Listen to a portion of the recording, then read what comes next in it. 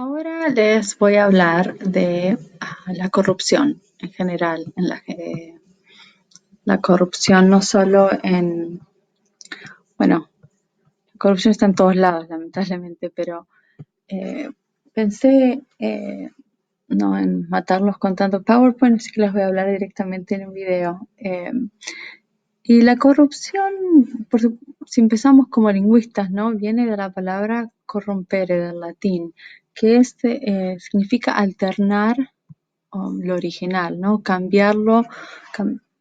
cambiar lo que está de alguna manera en forma original, que viene a ser como considerado lo opuesto en sus orígenes, de generar vida. Es interesante que es lo opuesto de vida. Y en lo que es definiciones modernas de la palabra corrupción, hablan de la relación entre el hombre o el ser humano y las cosas, y cómo cuando hay corrupción hay un desbalance uh, a favor de lo privado a expensas de lo público. Eso por lo general es cómo se entiende corrupción. Es cuando una persona se beneficia en forma personal privada a expensas o a pesar de no favorecer al público. En cuanto a lo que es históricamente la corrupción, bueno, por supuesto existe desde, como diría, de los tiempos de María Castaña, decíamos nosotros, pero desde el comienzo de donde tenemos historia. Si miran en la Biblia, por ejemplo, ya hay ejemplos de eh, corrupción de reyes o de amigos de los reyes o de los parientes de los reyes que beneficiaban a los demás, los que recolectaban impuestos, ¿no? El gobierno. Y ya se tipificó ya la ley griega comenzó a hablar de corrupción, luego el derecho romano lo tipificó como crimen y comenzaron a haber denuncias de corrupción, por supuesto al principio contra la Iglesia Católica, ¿no? Era uno de los agentes más corruptos de la época, y cuando cobraban, no me acuerdo el nombre, pero cuando uno podía pagar para liberar los pecados. Y eso parece ser una cosa constante, la corrupción entonces parece como una cosa constante en la historia, en más o menos grado, y algunos sistemas gubernamentales son más fuertes para confrontar esta corrupción que tienen. Si miran en el mundo eh, si bien hay corrupción en todos los países, hay países que pueden lidiar mejor con la corrupción. Y no todos los países igual en la misma época. Por ejemplo, Estados Unidos ha tenido un buen récord de luchar contra la corrupción. No sé si se puede decir lo mismo ahora o se podía decir lo mismo hace 30 años. ¿Qué sucede en Francia o qué sucede en Rusia? ¿Qué sucede en Costa Rica, en Uruguay, Chile, Argentina? Son todos muy diferentes, pero si bien hay quienes estudian esto, han encontrado algunas variables que son comunes, ¿sí? Y parece haber una correlación o una relación directa entre lo que se conoce históricamente como países colonizados por los países anglosajones versus los países colonizados por Francia, España, Portugal. Y una gran diferencia en cuanto a lo que les concierne a ustedes, ¿no? En la parte legal, es la diferencia entre lo que se llama el sistema de Common Law Legal System y el sistema de civil, ¿sí? Y la gran diferencia, bueno, hay muchas diferencias, pero una gran diferencia en el sistema de Common Law, como tienen acá en Estados Unidos, en Inglaterra, es que el juez pasa dictamen, ¿sí? Pero no interviene en la investigación, no interviene en la búsqueda de detalles. Y el jurado normalmente decide. El juez decide cuando no está el jurado. En lo que es derecho civil, el juez tiene mucho más poder y es el principal investigador. Es el que trae los cargos, ¿sí? Es el que presenta los cargos.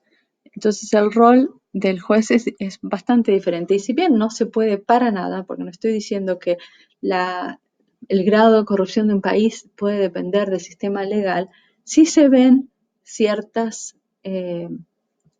relaciones causales, ¿no? Pero como todo lo que es relación causal no es lo único que se puede identificar como causa.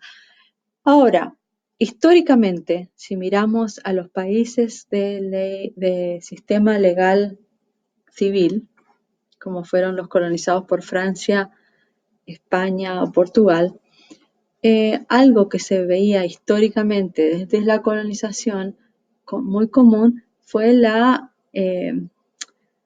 prácticas normalizadoras en cuanto a corrupción. ¿Qué quiero decir? Normalization of corrupted practices es lo que estoy diciendo. Había extensos y variados reportes, eso no es en inglés, documentación en cuanto a la manipulación del código legal. La clase élite, la clase gobernante y la clase, la clase gobernante y los ricos, básicamente.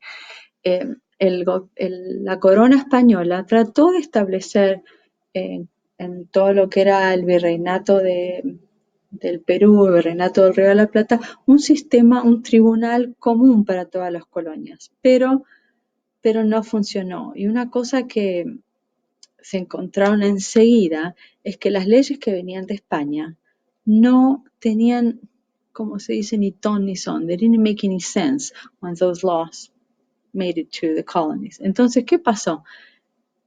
La clase gobernante desarrolló un término legal que existe hoy en día que se llama se acata pero no se cumple. Y eso es lo más importante. Si tienen que acordarse de algo, es lo más importante. Se acata pero no se cumple. ¿Qué significa? We acknowledge, ¿sí? Decimos sí, ok, sí, ustedes son los que mandan. Sí, pero no cumplimos. Y no porque éramos rebeldes, no lo cumplían porque realmente la ley no tenía sentido, ¿sí?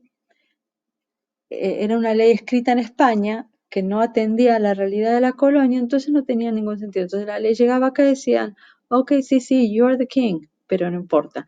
Y con esa como desatención a la ley se transformó en algo muy tácito de la cultura hispana. Y se aferró más en algunos países que en otros, porque por ejemplo Chile y Uruguay no son tan característicamente corruptos como lo es Argentina, Perú, Bolivia, Paraguay, Brasil, ¿sí? La corrupción de ese periodo colonial era generalizada, era institucionalizada y era legitimizada por un sistema. Eso se trasladó a lo largo de los años en algo que es realmente parte de nuestra cultura. Y otro punto importante de la colonia ahora, que, bueno, no es que sea ahora, pero de la fundación del país, es que la corona española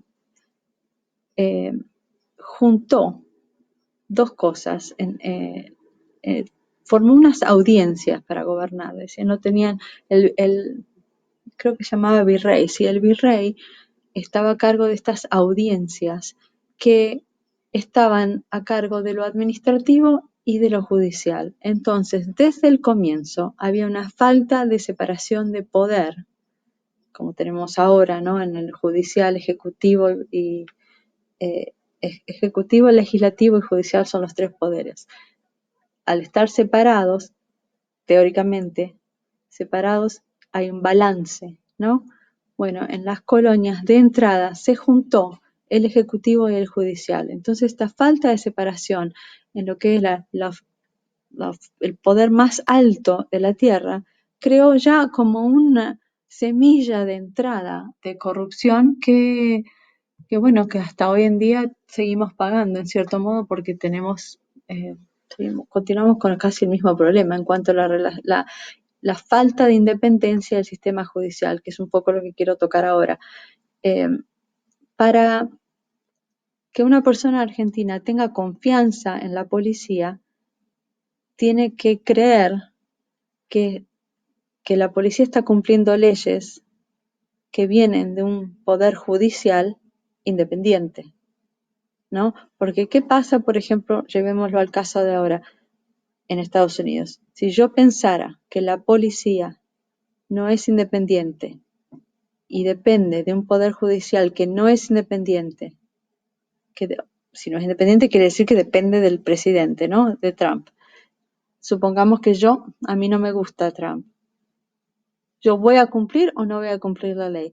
Aquí nadie se pregunta eso, uno cumple la ley. Bueno, en un país donde hay una historia de años de falta de independencia entre el Poder Judicial y el Poder Ejecutivo, hace que se asocie lo judicial y ejecutivo como una campana, ¿no? Que va y que viene, que va y que viene según quien esté como presidente. Entonces, hay quienes cumplen a veces y hay quienes cumplen otras veces y quienes no cumplen.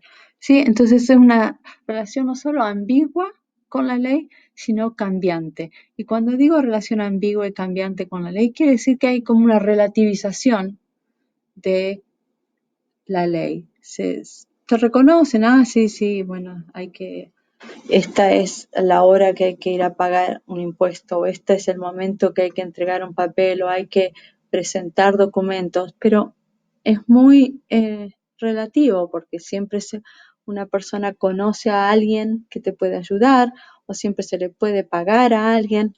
Yo les doy un ejemplo ahora con lo del coronavirus. En Argentina no se puede salir de la casa, para nada. Para nada, Sandra. Cuando dicen cuarentena, quiere decir cuarentena que no puedes salir ni a correr.